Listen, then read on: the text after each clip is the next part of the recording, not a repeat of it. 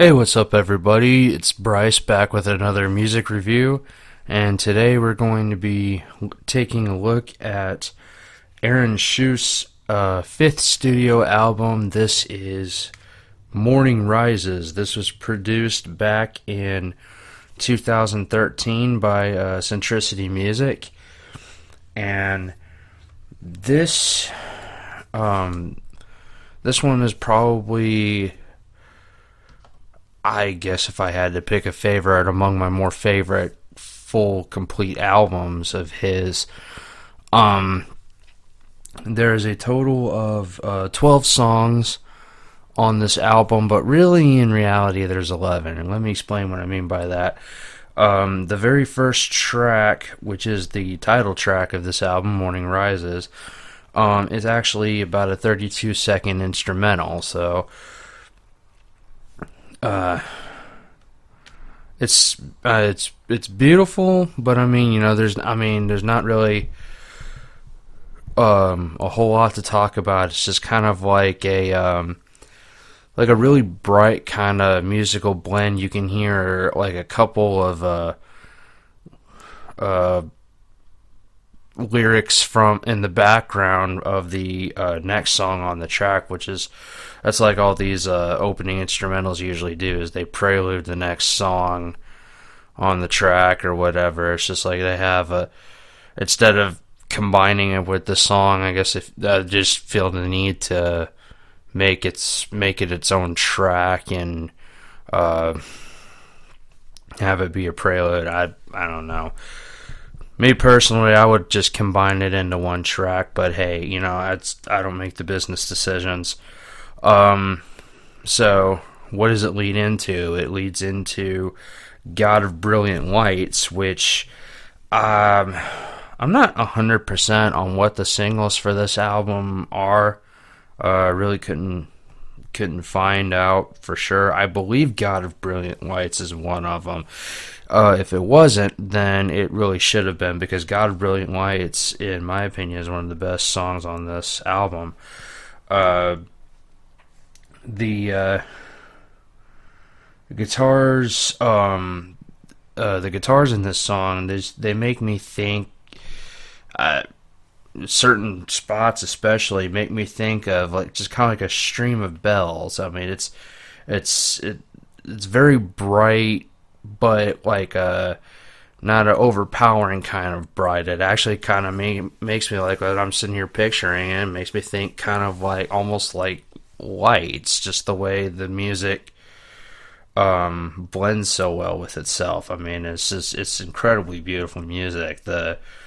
The verses are like the tone that you sing them with. It's almost like a whisper. It's like, hey, everybody, come gather around. Sitting here, I'm telling you all about my God. Here's the little bit, and then the chorus is like the bold proclamation or whatever. It's like it's a really interesting way of doing it, and I like it. It's basically, the overall theme of this song is praise to God for being light in darkness. Definitely one of the songs I always come back to when I listen to this album. The next one, track 3, is Cornerstone, and this song's a good one too. The beginning of it offers a really unique sound of just piano and drums. Like, there's no bass, there's no guitar at the beginning, it's just piano and drums, and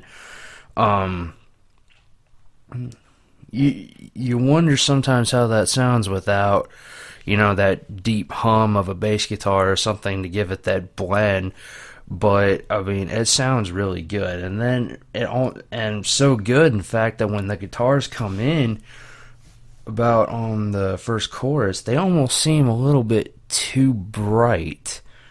A little bit. It almost seems like it's a tad bit too much. But I guess that's just me, my personal take on the matter for this kind of a song. And this one, of course, is about putting faith only in Jesus, who, as the song says, is the cornerstone of our faith. Really is a good song. Um, the next song on this album is Rushing Waters. And this song, I would have to say, um, to me, it's the most powerful song that Aaron has ever put on any of his albums. I heard recently too that he released another album back in August of 2015 called Doxology, and so far I haven't seen any kind of advertisements for it, much less physical copy of it. I've seen it in digital download, so I'll have to listen to that one later. But as far as what I've heard from Aaron himself, this to me is probably the most powerful song he's ever written. It's like the singer is calling for both angels and saints alike to praise God. It's that's what he mentions that in the verse, and then says it again in the chorus, starting off with one voice. You know, I mean, it's just so incredibly impactful to me that, you know, I can, like, when I close my eyes and try to, like, picture, you know, saints and angels singing this song together, I could just imagine all of God's creation around the throne, and like a giant waterfall coming down behind the throne of God, and, you know, you can maybe a rainbow or something in there too, but like just it's got such a strong kind of almost symphonic sound to it that it's like, I mean, it's like literally I can picture what I said, everybody around the throne of God and this giant waterfall rushing just mightily behind God's throne, and I don't know, to me it's a really striking image. But great song. Next one is God Is For Us. This is I would describe this one as a like kind of driving. Or it feels like it's driving anyway. At one point, it almost even feels like it switches to double time. But this is a really good one. I think it speaks of the victory that we have with God on our side. You know, basically is sin has no power because God is for us. Not doing the song too much justice, but I mean it's a really good one. I think this one was probably a single too, if I'm not mistaken. I thought I heard this one on the radio, but I could be wrong. Track 6 is Great Is the Chorus. This one's really simple. It draws reference from Revelation when it's talking about listening to the sound of angels saying, "Holy, holy is the Lord." That's straight out of Revelation. It should be noted too that when Aaron's talking about great is the chorus, he's not talking about how powerful the chorus is or how mighty the chorus is, but it's the size. It's actually the size of the chorus. Great means number, not powerful or glorious or anything like that. It's great in number because what it's supposed to be drawing back to is this mass multitude of a choir that is singing to and for God Almighty. So that's really the picture that it's trying to paint. Track 7 is No One Higher, and to me this one goes back to a little bit more typical style of song that you'll hear out of Aaron. The message in this one is really obvious. So there's no one higher than our God. Simple as that. I mean, I like it. I mean, it's a good song. It's not one of my favorites on the track, but I do enjoy it. Track 8 is Deliver Me. This one is a very, very calm kind of song. It's almost acoustic in a sense. And this one, well, Cornerstone kind of started this theme too, but this one picks it back up and is really carried throughout the rest of the album, this theme of security, and that's what this song does. It's a song of prayer of deliverance. The singer basically, he or she can ask for deliverance based on the security that they have found in God. I mean, there's not a whole lot of kind of extra accompaniment with it, and it's very solemn, very reverent kind of song, and really helps make the impact, I think.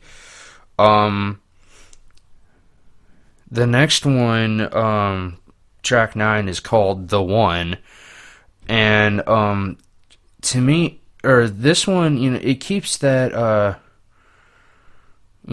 like I said, the theme of security, and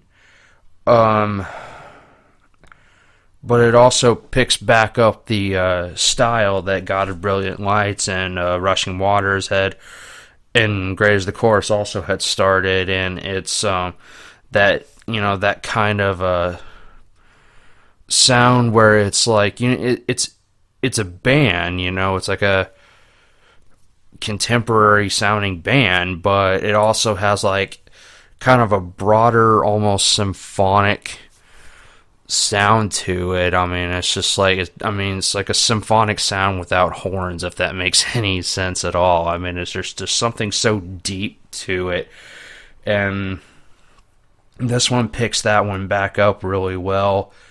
In fact, it kind of goes hand in hand with the next track as well, Mighty Fortress. Only Mighty Fortress, it still has that sense of style to it, but it's almost a little bit more contemporary. It doesn't quite have the broad, deep kind of sound to it that The One has, or that Rushing Waters has. But it's still just a little bit more than like a contemporary sound. But I like it, and once again, that one continues the theme of security as well. There's not really too much to say about the lyrics on that one.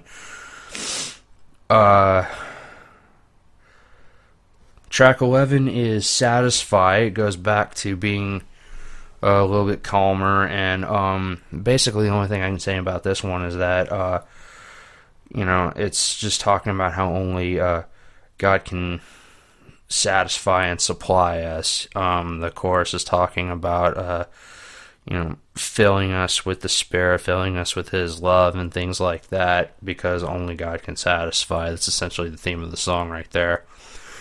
And then finally, the last track is Firm Foundation, and to me this one feels like the most upbeat song on the track, so after being very conservative pace, it's a good way to end the track. And this one, once again, talking about Christ being our foundation, security, kind of rounds up that overall theme of this album, and really not too much else I can say about it. A song that I could recommend.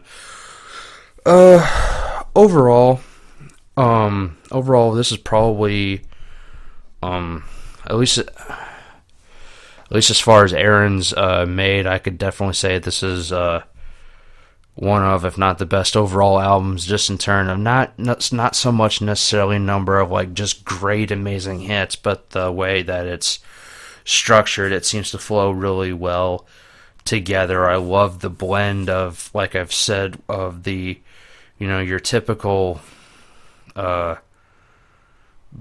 band of piano, guitar, bass, and drums with that somehow just has that deep, broad kind of sound backing it up with it, and I don't know, for whatever reason, everything just clicks so well in this album.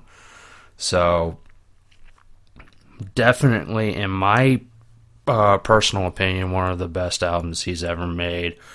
I would put this kind of like a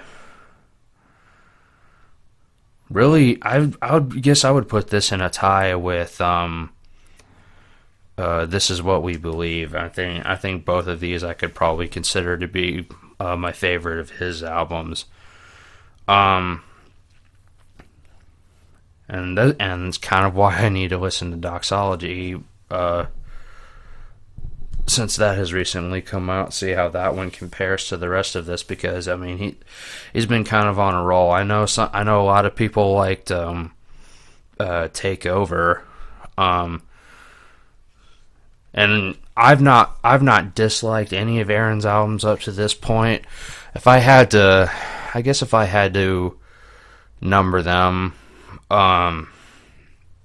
it doesn't really seem fair, but I guess if I had to number them, I would probably, like I said, put This Is What We Believe and Morning Rises kind of like in a tie for first, with Anything Worth Saying after that, and then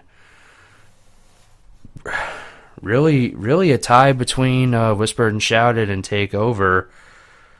They're at the bottom just because it's, I really don't have anything about these albums that I grotesquely despise or anything like that, but I guess in terms of how much I go back and listen to songs from the album or whatever, but then again, I'm one of those that like constantly will just like go through the shuffle quick on my iPod or whatever. So I'm weird about that anyway. But anyway, enough about that. Overall, like I've said before, definitely one of Aaron's best albums. And until I listen to Doxology, we're pretty much done with Aaron Shust. I'm not going to review his Christmas album, as I said in the This Is What We Believe review. I'm not reviewing any Christmas albums, but I know he did release one. It was called Unto Us, I believe, and I'm sure it's good. If it's anything like the rest of his albums, then I'm sure it's worth a listen to and everything. But until I listen to Doxology, really don't have anything left to cover with Aaron Shust. So we'll be moving on to another artist. Who it is, I'm not quite sure yet. I have a whole library to choose from. So until then, thank you guys for listening to this review, and for listening to any of the content we've put up on the site so far. I do appreciate it, and I know Alex appreciates it. So please continue to keep listening. We'll try to, we're still slow in putting content up, obviously, but we do appreciate the patience and your loyalty for coming back and listening. So until next time, you guys, I'm going to go ahead and sign it off. I'll see you then.